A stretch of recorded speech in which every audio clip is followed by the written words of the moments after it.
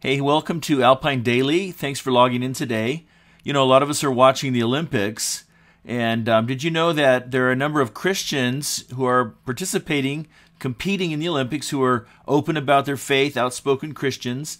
Now, my favorite event in the Olympics is the track and field because I ran track in high school, and as I was checking this out, I noticed that there are at least three Christian women in the women's track and field competition, and some of them are very, very good.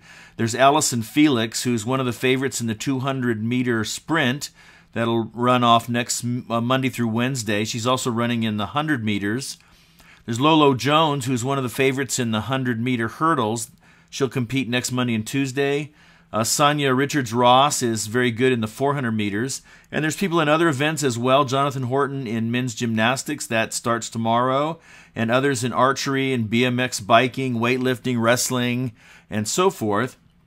And it got me thinking how the Apostle Paul often used athletics to illustrate the Christian life.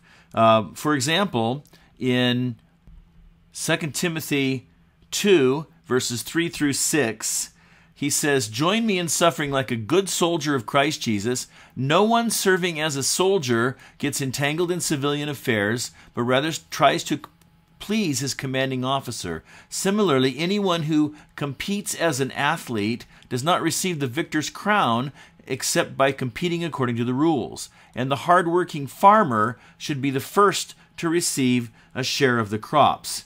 And so he gives us three examples that illustrate how we approach our faith and how we do that with intentionality. First, he talks about the soldier. The soldier is a picture of discipline.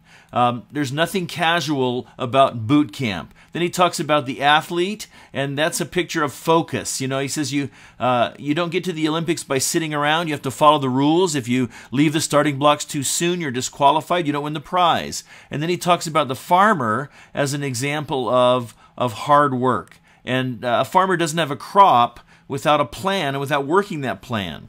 So Paul is urging us to be disciplined Christians. Don't just go on autopilot. You know, keep on building up. Keep on pursuing God. Keep the goal before you, like an athlete has the events of the Olympics before them. You know, now, we're not trying to win God's favor in order to be saved, but now that we are saved as Christ followers, we want to please God and make an impact in the world for eternity. And I find myself, if I'm not intentional about prayer, it won't happen. If I'm not focused about connecting with people who are far from God, and if I don't have a plan, that's just not going to happen automatically.